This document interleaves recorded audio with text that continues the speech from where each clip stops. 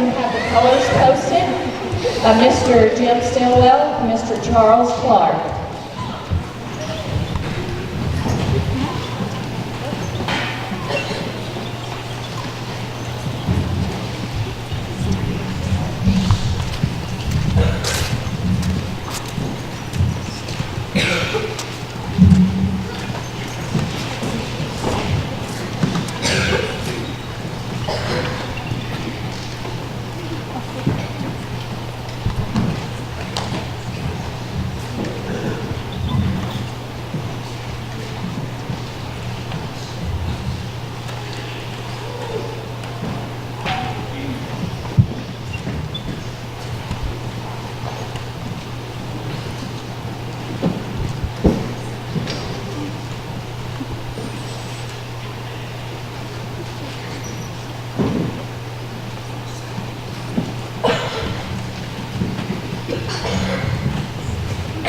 Please remain standing as we have the pledge to our flag.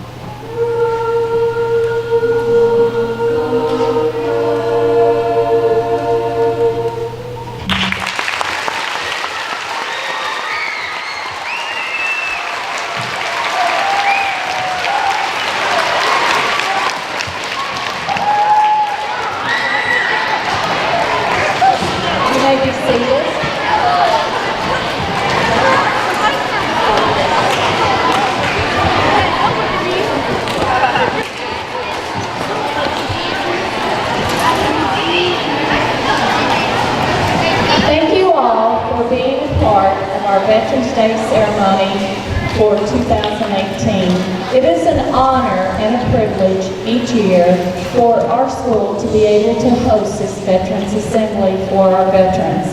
They have been in service for us. They have gone to unknown lands and been able to fight for your freedom that you have today. And we appreciate each and every one of them. At this time, I would like to introduce Mr. Braylon Robertson. He is going to play a song and sing for us. Oh, there he is. He switched sides on me. Well, I'll just be right there on that. We'll be fine.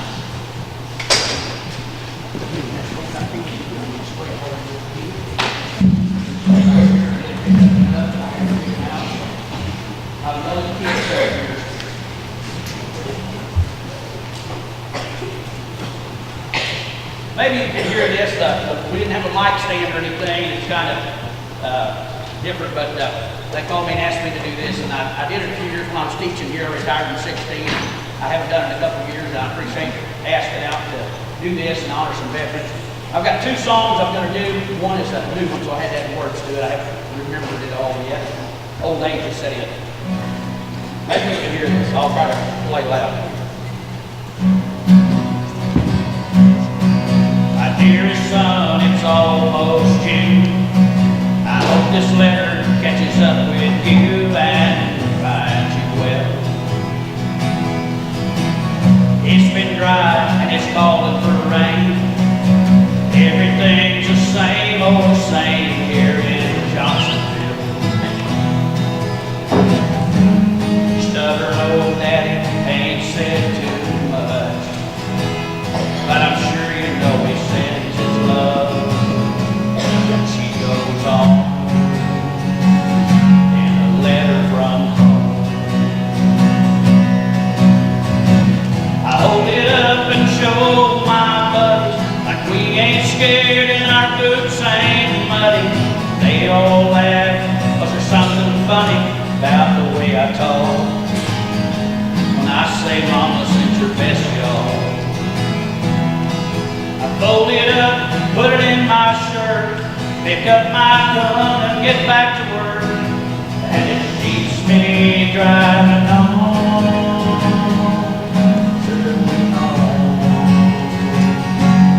Letters from home. My dearest love, it's almost dawn. I've been lying here all night long, wondering where you might be. I saw your mama and I showed her the ring. The man on the TV said something, so I couldn't sleep. Oh, but I'll be alright, I'm just missing you. This is me kissing you. X's and O's in a letter from home. Hold it up and show my buddies like we ain't scared and our boots ain't muddy. They all laugh, just smugs me honey, and they take it hard. I don't read the good parts. Hold it up, put it in my shirt, pick up my gun and get back to work. And it keeps me driving on, waiting on letters from home. Dear son, I know it ain't written. Sitting here tonight, alone in the kitchen, it occurs to me I might have said it, so I'll say it now. Son, you make me proud. I hold it up and show my buddies like we ain't scared and our boots ain't muddy. But no one laughs, 'cause there ain't nothing funny when a soldier cries. I just wipe my eyes. Fold it up, put it in my shirt, pick up my gun and get back to work. And it keeps me driving on, waiting on letters from home. Yes, it keeps me driving on, waiting on letters from home.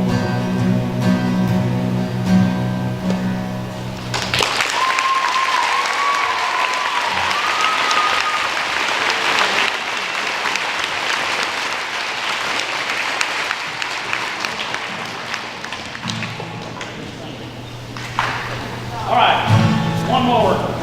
She asked me if I'd do this one. I think I've done this one every year.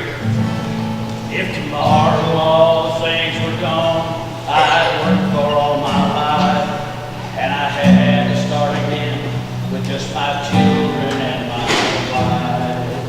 I thank my lucky stars to be living here today, 'cause the flag still stands for freedom, and they can't take that away. And I'm proud to be an American, where at least I know I'm free. And I won't forget the men who died and gave that right to me. And I'm glad they stand up next to you and defend her still today. There ain't no doubt I love this land. God bless the USA. From the lakes of Minnesota to the hills of Tennessee, across the plains of Texas, from sea to shining sea, Detroit down to Houston, and New York to LA. There's pride in every American heart, and it's time we stand and say, I'm proud to be an American, where at least I know I'm free. And I won't forget the men who died and gave that right to me. And I gladly stand up next to you, defend her still today. There ain't no doubt I love this land. God bless the USA. There ain't no doubt I love this land. God bless the USA.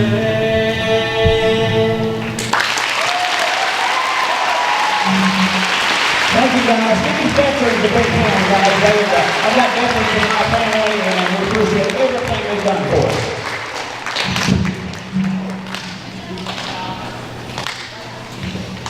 We always look forward to having Mr. Rob here to sing for us and play for us each and every year. At this time, I would like to introduce our speaker, Mr. Dave Shiblett. He was a Chief Warrant Officer 4 in the Air Force and, Army, oops, sorry. And, wrong branch, that's okay. But he, I'm not sure how many years of service he had. I'm sure he will tell you.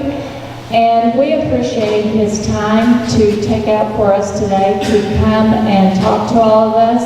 And thank you all for giving the attention to each of our veterans today and showing them respect. Mr. Dave.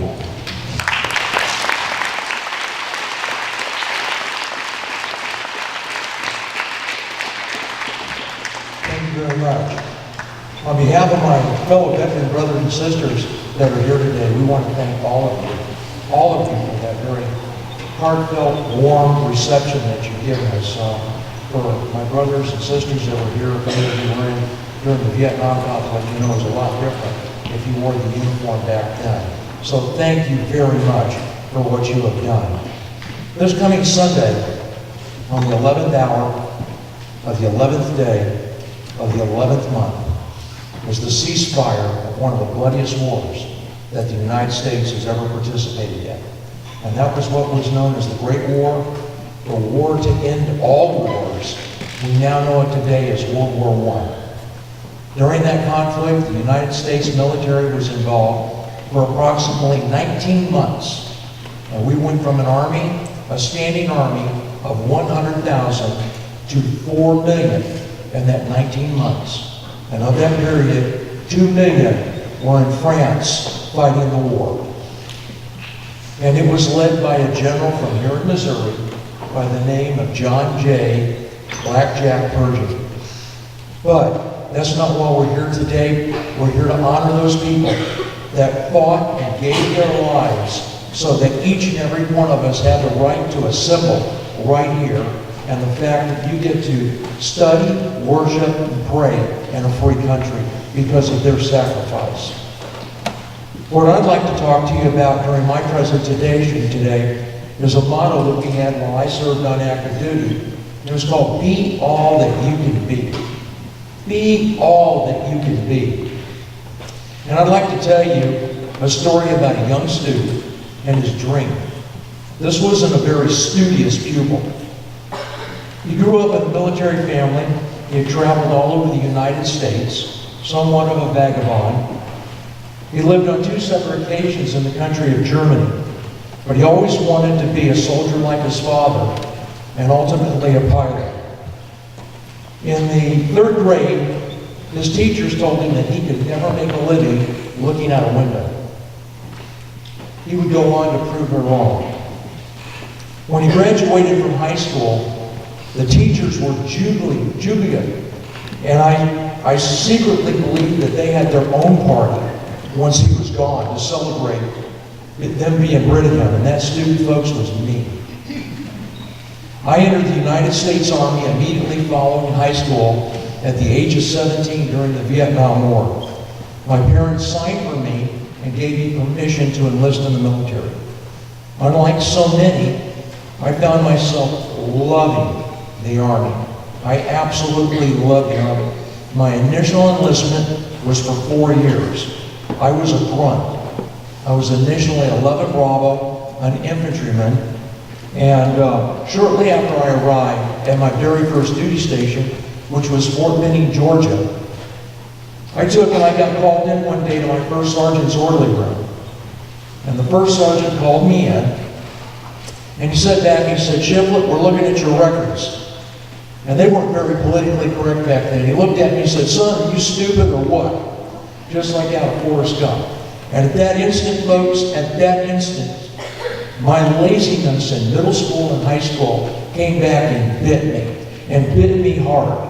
You see, when I took my initial aptitude test going into the military, I scored very, very low. I had a high school diploma, and it didn't mean a thing because I had not paid attention. I had squandered my opportunity for an education while in middle school and in high school. So what they did is they sat back and said, "We've got a deal for you. Instead of being off like your fellow soldiers in the evening, you're going to go to dummy school." And that's what they did. They sent me to school, and I went through almost the equivalent of a GED. And then I took and I retested. And when I retested, I scored exceedingly well. And by taking those, going to school at night and studying hard with the element of threat from my first sergeant and my commander, okay, I did very good. I did 4.0. But it was a good experience. All my educators, raise your hand. All my educators out there, be proud. You work hard. You got a very honorable degree.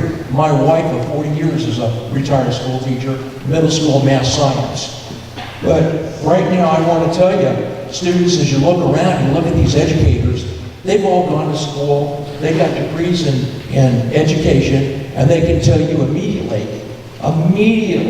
what the definition of learning is. Right, teachers? That and Maslow's theory. It seemed like every course I took in college, we had to know about Maslow's hierarchy of needs. Okay, but a teacher will tell you instantly that the definition of learning is a change in behavior as a result of experience, correct? Every one of you, if I did it right, shake your head up and down. Did I do good? Right? Let me tell you, learning is a change in behavior as a result of embarrassment. If somebody tells you, don't put your hand on that hot stove, and you go over and you put your hand on that hot stove, and you got burnt, what happened? You've learned, and you've learned from embarrassment. That's what happened to me. I was embarrassed. I was embarrassed for squandering my time as a young student and not paying attention. I had one job to do. One job to do as a teenager, and that was to give my undivided attention to my educators, my teachers that were there. All they should have worried about with me is teaching me Okay? And I should have absorbed that like a sponge, and I did not do it. I did not do it. But by retaking the school at night on my own time, I was able to do good on my test, and that set me up in 1979, after being a paratrooper and airborne ranger for 7 years. I got to go to flight school. In the Army, our personnel management goes like this. And after Vietnam, we had a reduction in force. And the Army woke up one day, and there were 3,000 helicopter pilots short. 3,000 helicopter pilots short. We had helicopters parked because we didn't have crews to fly them. And they sit back and they put the call out over to the Army, to all the enlisted people, that if you passed the test, you could go to flight school. You could become a helicopter pilot. That was my dream. I wanted to be a pilot.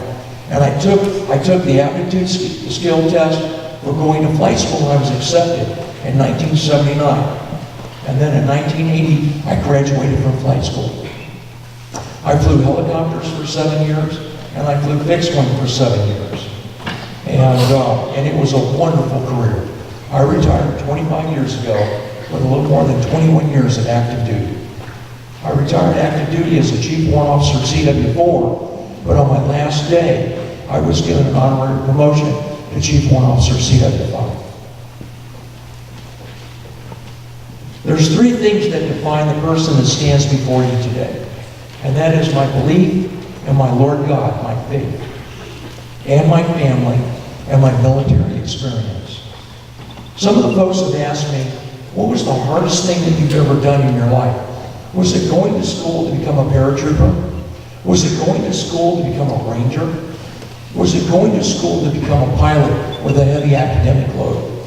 I can tell you right now, the hardest thing I've ever done in my life was to stand at a gate in Atlanta, Georgia, at Hartsfield, getting on a 727 that was going to take me to a forward operating base, and holding my 3-year-old son, and he was hanging on my neck, screaming and crying, "Please, Daddy, don't go. Please, Daddy, don't go." That was the hardest thing that I've ever had to do in my life. I could not have made it in my career if it was not without my teammate, my beautiful wife of 40 years, Marie. Because let me tell you, you can't make it in the Army, you can't make it in life unless you've got a support team. And for us military guys, that support team is at home.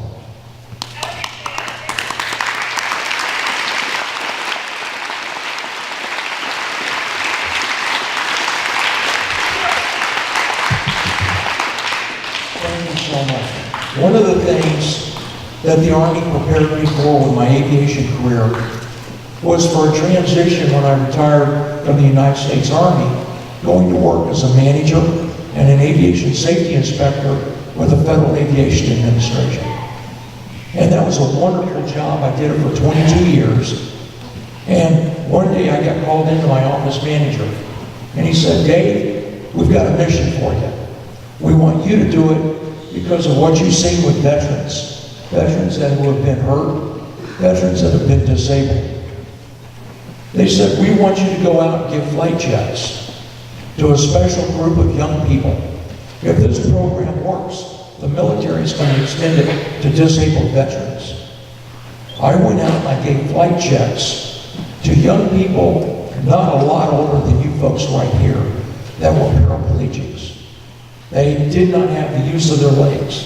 They were in wheelchairs. And we had a Piper, a low-wing Piper single-engine airplane. And these young people came out. They had to do all of their planning, their pre-flight. I couldn't check the oil. I couldn't do anything. They had to do it all from a wheelchair. And then they went over and they briefed me on the flight. They folded their wheelchair up. They put it in the back of the airplane. They were up on the lower wing, and they got into their seat, put their seatbelts on, then I got in. They even reached across and secured the door for me. And we went out, we did takeoff, landings, steep turns, stalls, falls, unusual altitude recoveries. And these people did great, these applicants did great. And I was able to take and award them their statement of demonstrated ability. And what I'm telling you folks here today, if a person can go out and fly an airplane without the use of their legs, you can do anything. You can do absolutely anything. All you have to do is apply yourself and work hard, and you can do absolutely anything. All things are possible. Don't be a victim. I've heard a dear friend of mine say that the last 15 years I've known him. Don't be a victim. Use every opportunity to advance yourself. After you graduate from school and you're out there in what we call the real world, you're going to find out that woulda, coulda, and shoulda will leave scars and it will hurt. So don't be a victim. Take every opportunity to absorb knowledge and to advance yourself. With that said, I'd like to wish all of you good luck in your continued educational careers. Get close to God and stay there. Get close to God and stay there. Grab and savor every second of life. Enjoy life. Enjoy every day because it's a gift. And we have friends that are not here, but their names are on slabs everywhere, who gave all so that you can have the freedoms that all of us experience today. And with that said, be all you can be. And thank you ever so much. Thank you, Duncan Middle School.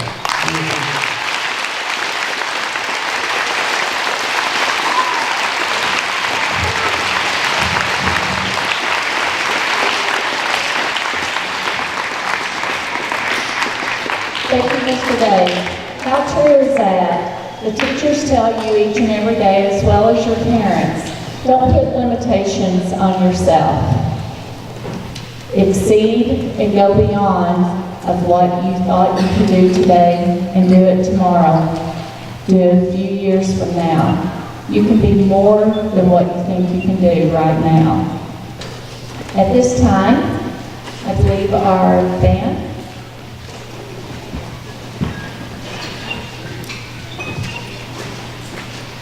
the jazz band.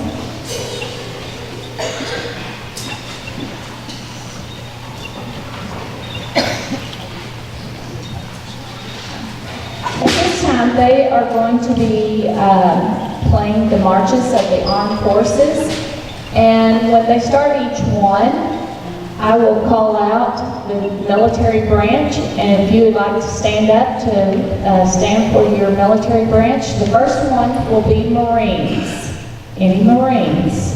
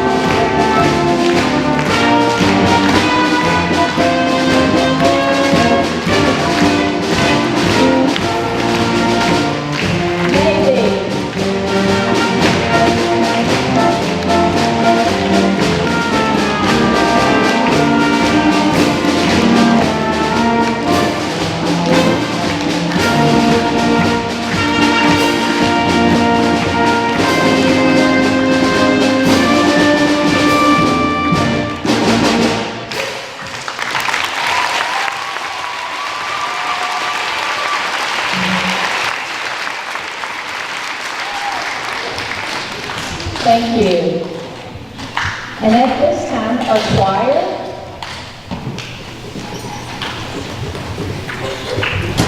is going to sing America the Beautiful.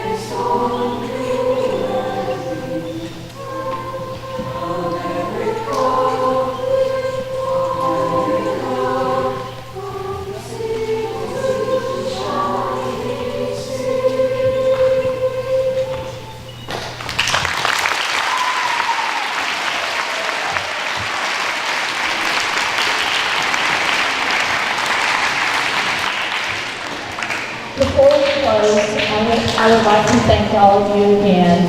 And after closing by Ella Skillman, Miss Sarah Richmond has an announcement that she is going to make. Do you have another song after? No.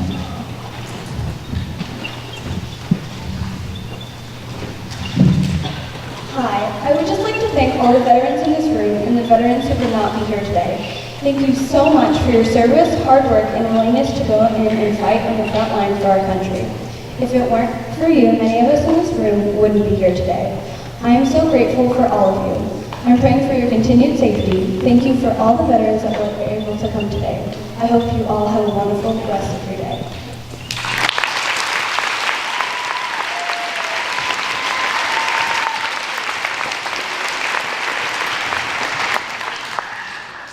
At this time, Ms. Richmond.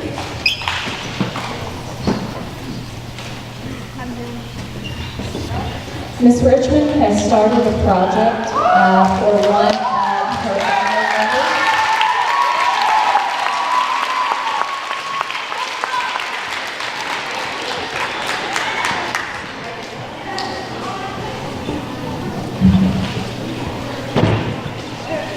All right, so that probably seems kind of weird to those of you who have not been in the middle school building this week, just to walk up with this giant pair of boots. So real briefly, I'm going to explain what they're about, remind the middle school what they were about, and then we'll get started on the rest. So, actually, in my classes, we've been talking this week about family and the importance of family, and it just so happens that this does have to do with my family.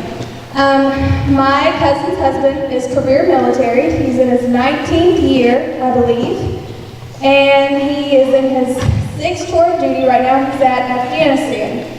And I thought it was super fitting, while I was standing there thinking about what I'm going to say when I get up here, that first, Mr. Rob's song is talking about how important those letters from home are, and how, you know, a lot of times, yeah, they might have signed up for this, but it's a lot to sacrifice when they're gone. And that little bit of recognition that people realize what they're doing goes a long way. We get to leave today and go, hopefully, out to the deer woods if that's your thing. Go home, hang out, go to bed in a safe spot, wake up, do some more of whatever we want to do all day. And they don't get that. And you know why we get it? Because they're sacrificing.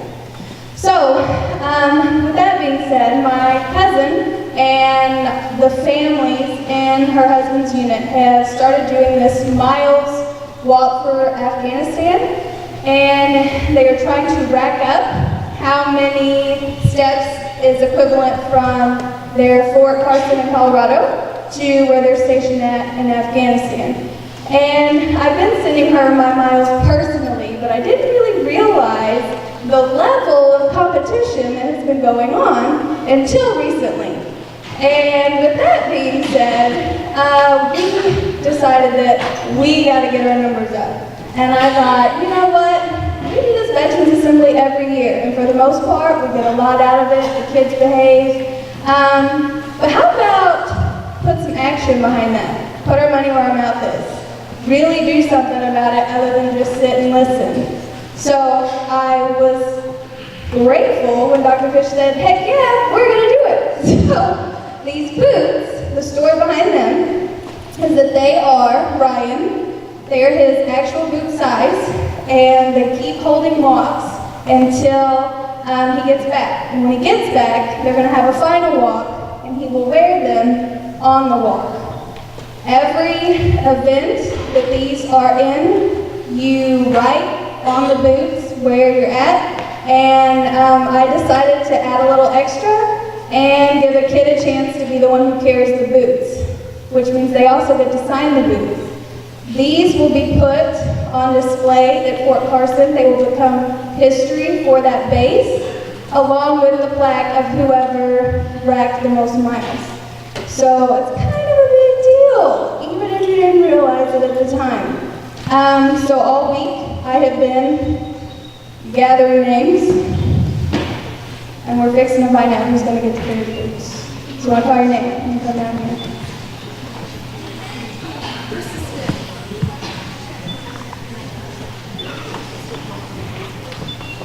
Rebecca Dobbins.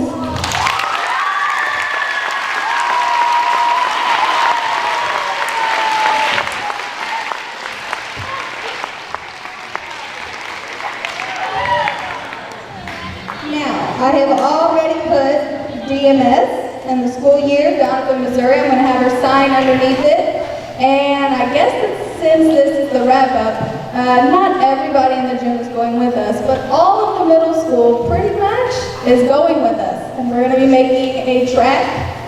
We'll walk out of the gym, go up along where the softball fields are, in between the softball fields, and back to here. And it is exactly a mile once we hit the choir building again. And we get to log all those miles, which is 300 plus. I'm excited.